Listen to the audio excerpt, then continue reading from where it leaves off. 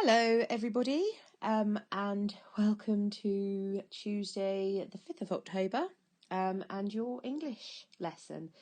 Oh my goodness, I thought these days were over. I hope you are all feeling okay, those of you that are at home, and well done for accessing the lessons so far. Right, just to start off with, some of you were a bit confused about the English lesson yesterday. So, I have uploaded some photos of the flip charts at school. The first one begins with the little different colour sentences, start with just some analysis that we did on the chapter. So we noticed things like Lucky at one point was arguing with himself. It was sort of the rational, sensible side of his brain was writing in italics, which is when the letters go sort of slightly slanted. And then the irrational, can't believe it happened side of his brain was sort of answering in normal writing. But that was when it was really broken up, what we call fragmented. Fragments are broken pieces. So that's when all the fragments come in. So we noticed that. We noticed that, like the rest of the book, the very beginning of that chapter is in the past tense, but then suddenly it all switches to the present tense. We noticed that the broken fragments and all the dashes and the falling down the page, that all showed Lucky's state of mind, that he can't believe what's just happened to his mum and he's trying to get his head around it and he can't think straight. So it just shows what sort of state of mind he's in. And there were a few other bits we noticed that you'll see on those coloured sentences. I do apologise, my writing is dreadful and there are a couple of spelling mistakes where I put an S on the end of the word where I shouldn't have done. So they are a complete mess, but that's because everyone was calling out so many ideas and I was trying to write them down so quickly, and that's why it's such a mess. So the bit that I asked you to do in the lesson yesterday to start off with are the 3 spider diagrams.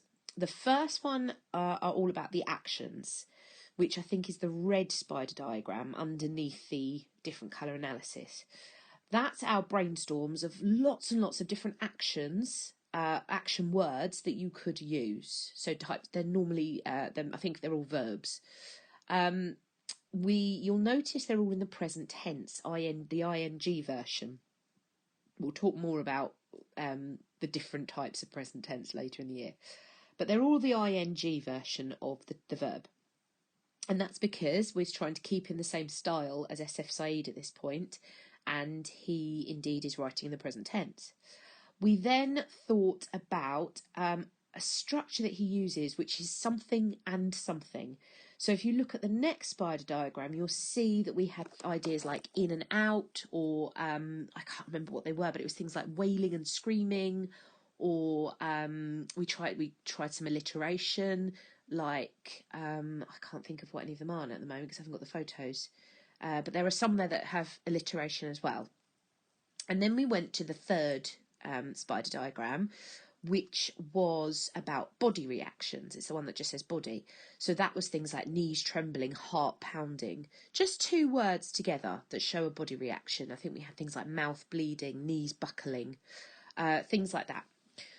After that, that took most of the lesson. We then just spent about 10 minutes using those ideas to create our short paragraph. The one we did as a class, you'll see, is on the in the photo. So if you didn't quite get it yesterday, don't do the spider diagrams. Use mine, unless you can think of something else you want to add, and write your own version of that last paragraph. Do look at, although it's one sort of chunk, there are actually lots of little short paragraphs. He keeps starting new lines. If you want to look back in Phoenix, there's a paragraph that begins with, there's a section that begins with the word collapsing. So find the one that begins with collapsing, and that really shows you what I'm after. Or look at the very end where it says weeping, weeping, weeping, where it falls down the page, if you go back to the original Phoenix text. But what I want you to do is have a go, very similar version to the one that's in that photograph, that final photograph. If you want to have another go at yesterday, I don't want you to spend more than 10 minutes on it. So don't do your own spider diagrams, use mine. Okay, so to today's lesson. Today is something totally different. We're going to do some grammar work today. And we're going to learn about something called relative clauses. Just take a minute to say that to yourself, relative clauses. You will hear this a lot in Year 5. It is a big part of Year 5, relative clauses. Okay, we are specifically looking today at embedded relative clauses.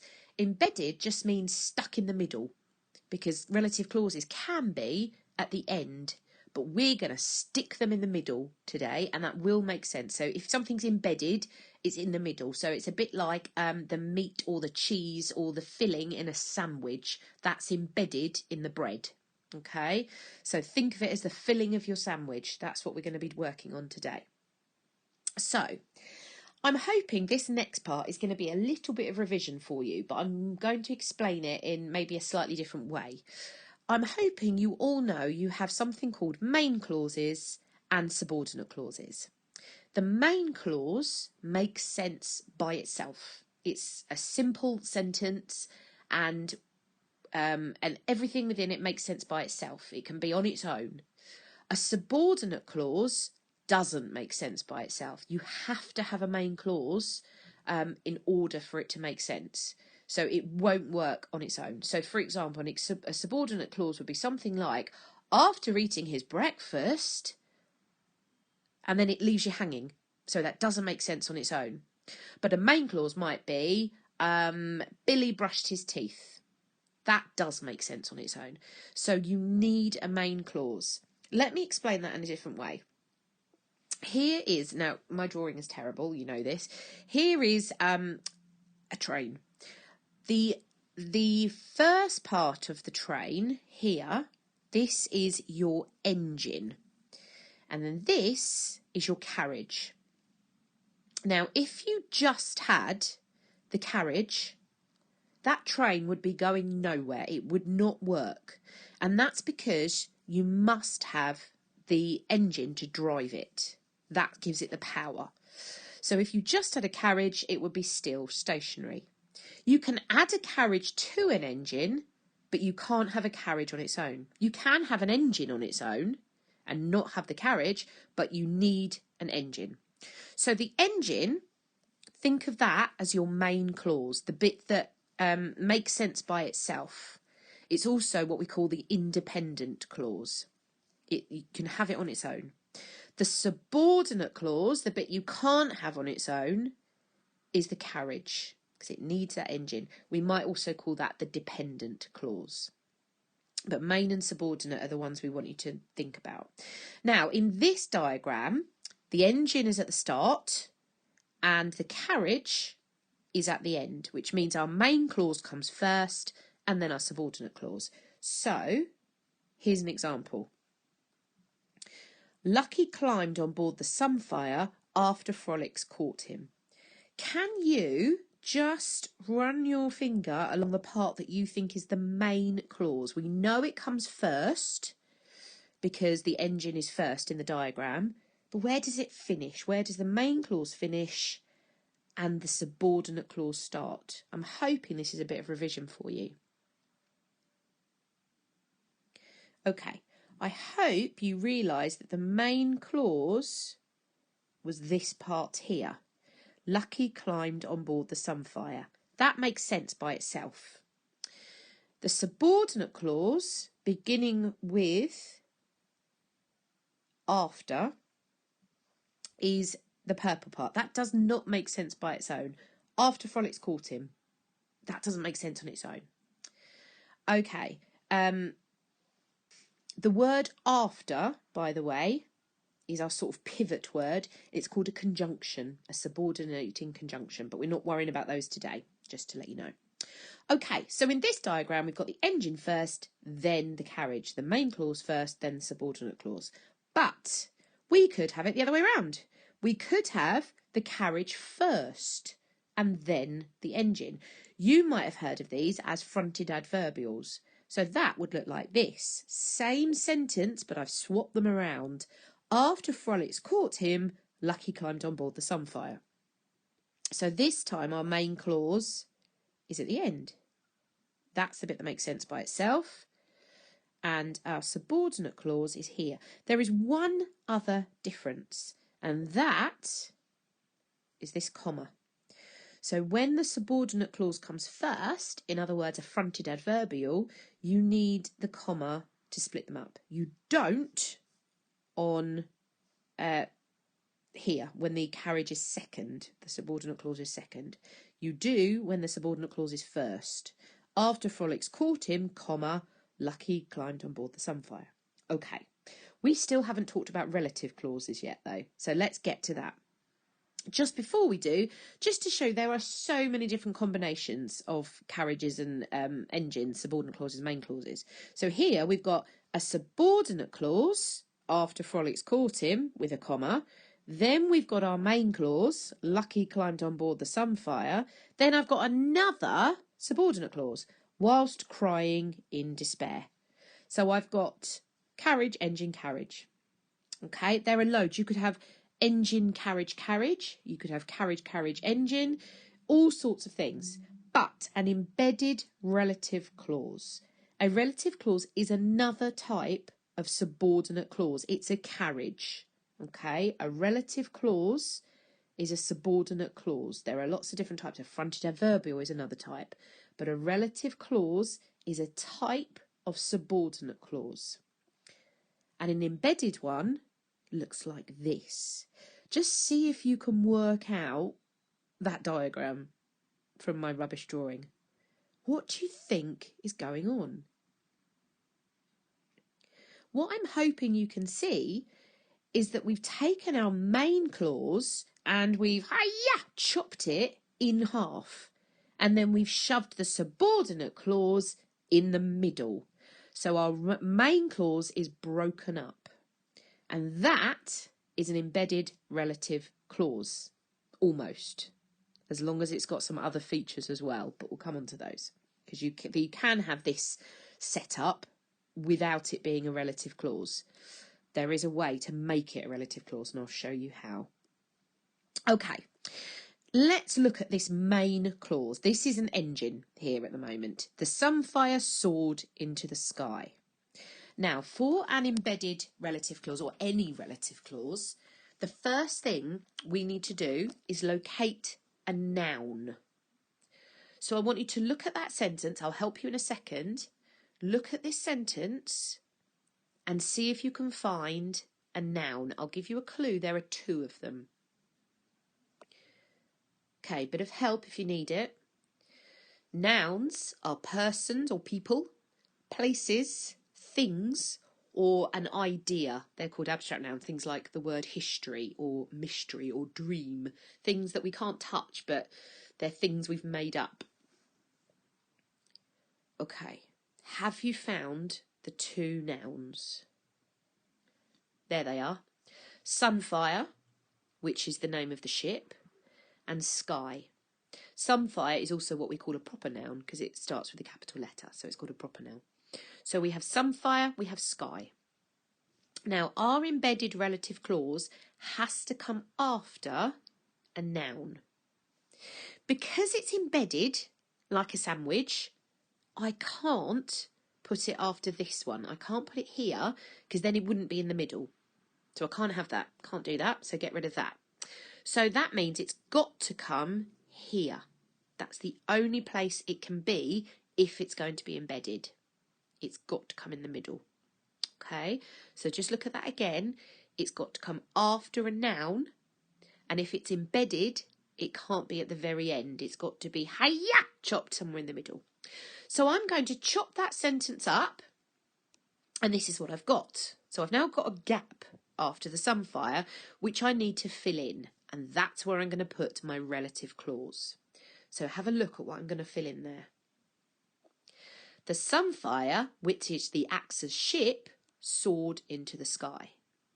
What's that relative clause done? What's its job in that sentence? Can you see it's giving me a little bit more information about the Sunfire? It's telling me who the Sunfire belongs to, which is the Axe's ship. So it gives me more information about my noun. And that's what a relative clause does. It takes the noun and tells you a bit more. But it's still got to make sense. The Sunfire, which is the Axis ship, soared into the sky. Now, we're not finished yet because there's something else we have to do. Because this is a relative clause and it's a subordinate clause, remember a relative clause is a type of subordinate clause, I need to split it up a bit to show that that's not part of my engine. So to do that, I put some commas. So one comma, remember commas only ever go at the ends of words, they never go at the start of words. So one comma goes here at the end of the noun, and one comma goes at the end of the relative clause. You can't, I've seen lots of children trying to put it there. That is completely wrong because it's at the beginning of a word instead of the end of a word. A comma has to go at the end of a word. So it goes after Sunfire and it goes after ship. And you have to have those two commas, otherwise your relative clause is not correct. Now, in order for it to... before we talk about one more thing that you need for it to be a relative clause, let's have another go. So here I've got weeping and sobbing, Lucky fell to the ground. Now that's already got a comma, but that's because this part is its own subordinate. It's a phrase in this. Oh no, it's a clause. It's got verbs. So this is its own subordinate clause already. So we're going to have more than one carriage in this sentence. But I want to add a relative clause. So what was the first thing we had to do? Think back. The first thing we had to do was locate the nouns. There are two nouns. Can you find them? Hopefully you've worked out it's lucky and ground. Those are the two nouns. We've got the person, we've got a thing. Now, which one are we going to put our relative clause after? It's an embedded relative clause. If we put it at the end after ground, it won't be embedded. So in order for it to be embedded like a sandwich, it's got to go here. So here's my gap. And this time I've put weeping and sobbing, Lucky, who had just lost his mum, fell to the ground. It's a bit of a sad story, isn't it, this part? Okay, weeping and sobbing, Lucky, who had just lost his mum, fell to the ground. And I've got my comma after my noun and my comma after my relative clause. So they sort of work like bookends, one at the beginning, one at the end. But remember, it's got to go at the end of the word, not at the beginning of the word. Okay. Do you remember I said there was something else which absolutely you needed to make it a relative clause? Because you can have an embedded clause like that I've just shown you that's not a relative one, just to make things even more complicated. So you could have a subordinate clause that's embedded but not a relative one. So in order to make sure it's a relative clause, it has to start with a relative pronoun. Just read this sentence out loud to me, as loud as you like. Make everybody in your house jump. A relative clause must start with a relative pronoun. Now, I hope you're all now thinking, what on earth is a relative pronoun? I'm going to show you. These are, drum roll, blah, blah, blah, blah, blah, these words here. Which, who, that, whose, and whom. And that's it. There are no more, just those. There are 5. Now, because we are not from the posh Victorian times, we are not going to worry about whom, because there are lots of times when whom should be used, but we're not going to use it. We're not going to worry about whom. So we're going to concentrate on these 4.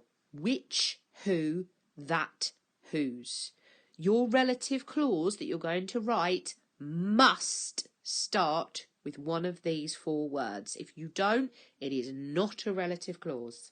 Okay, let's look at their jobs. If you use which or that, you're going to be talking about objects or animals.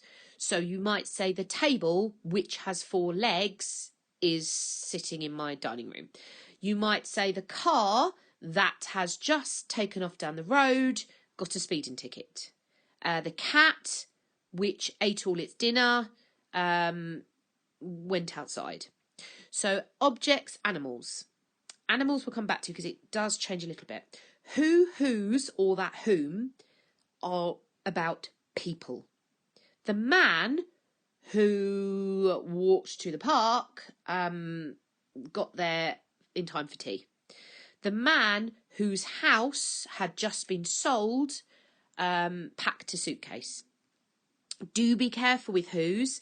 This is whose when it talks about belonging, not, there's a homophone here, not this kind of whose, which is who is. So you couldn't say the man who is going to the park. It can't be who is. So just double check that your whose is about that it belongs to the person, not about who is. That's for people, but also you can use it for a named animal, specific named animal, like your pet, for example. So if you've got a pet called Fido, you could say Fido, who has just eaten all his dinner, blah, blah, blah, blah. So you can use it for animals that have got names, like your pets and things. But if you're just talking about a cat or a giraffe or a zebra, then you'd use which or that. Okay. This is what you're going to have a go at doing today. I'm just going to show you this is the outside and this is the inside. But let's go back and start here. The first thing I did was I folded a piece of paper. You don't have to do this. You can just type it on a Google Doc or do it on a piece of paper, but I just thought this was a bit more fun. So I folded a piece of paper into the middle like this. So they're a bit like barn doors. If you're not sure, show someone this picture and ask them to do it. Show them that picture and that picture. So it's rather than like a birthday card where you fold it in half, you just fold both pieces into the middle. So they open up like double doors. What I did to help myself was I didn't worry about whom, because we're not going to use that, but I wrote the relative pronouns at the top of my piece of paper.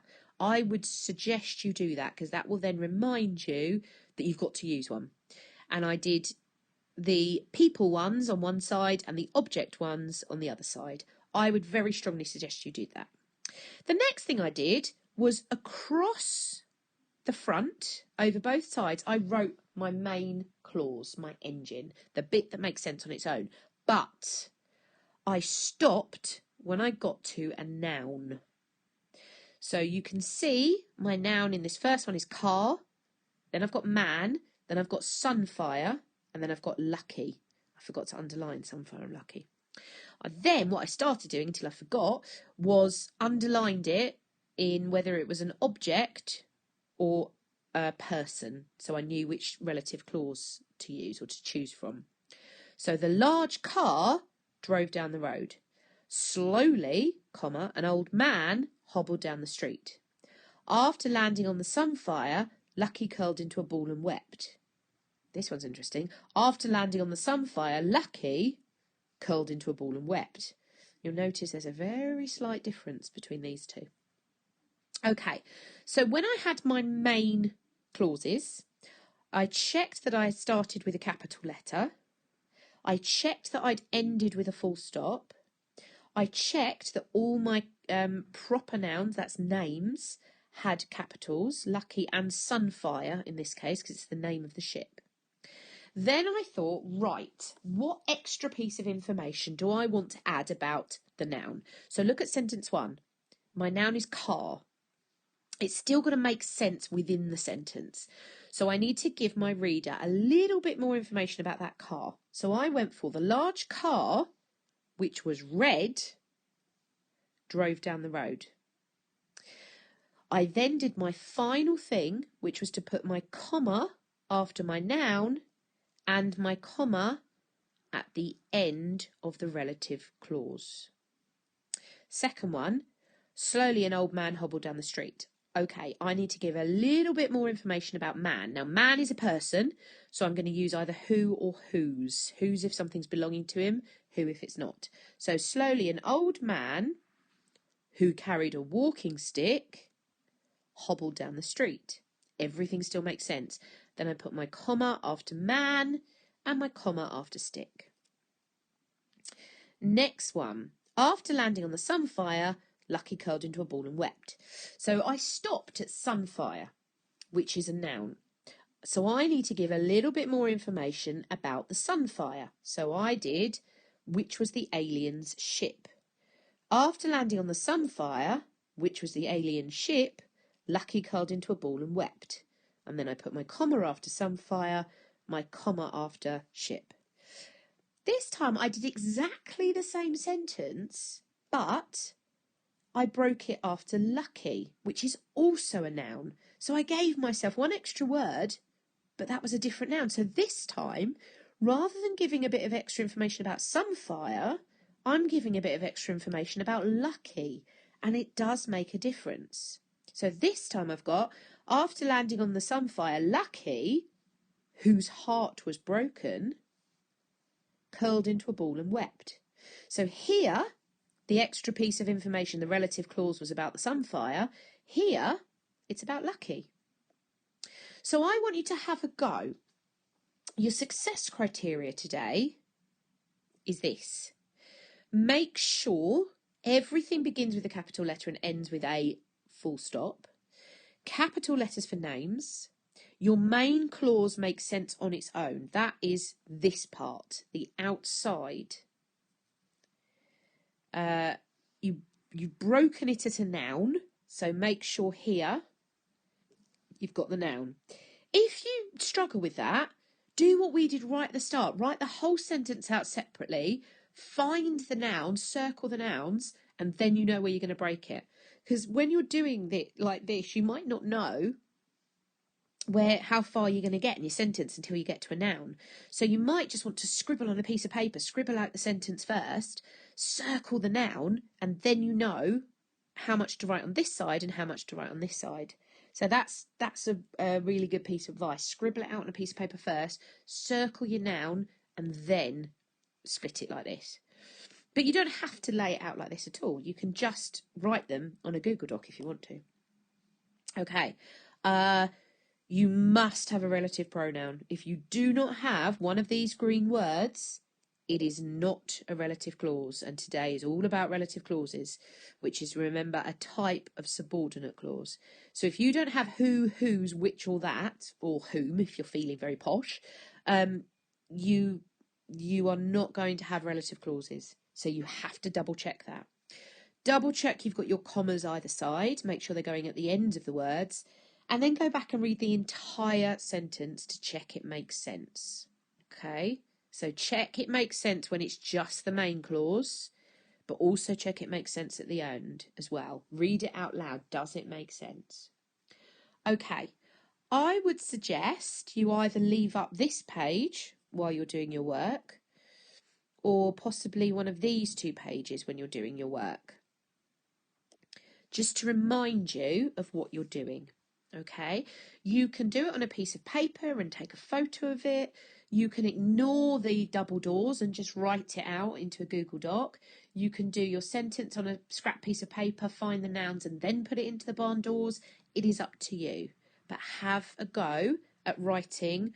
I did 4. I would say 4 or 5 for you. They don't have to link to Phoenix. Only 2 of mine did. If you can link them to Phoenix, great, but they don't have to.